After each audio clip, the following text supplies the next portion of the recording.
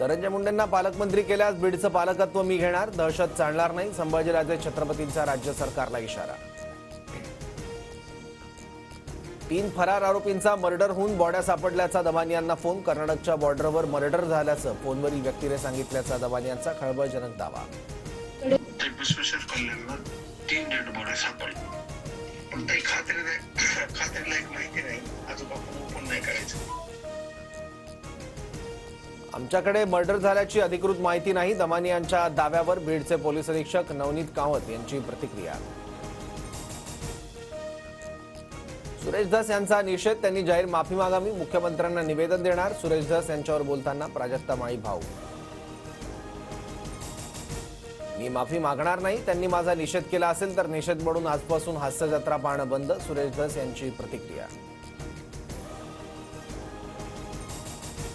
कलाकाराचं नाव कुणासोबत जोडू नका, बदनामी करू नका, गौतमी पाटीलकडून प्राजक्ता माळीच्या भूमिकेचं समर्थन। अलिबागमधील प्रमुख मार्गांवर आज अवजड वाहनांना बंदी, पर्यटकांची वाढती संख्या पाहता वाहतूक कोंडी टाळण्यासाठी निर्णय।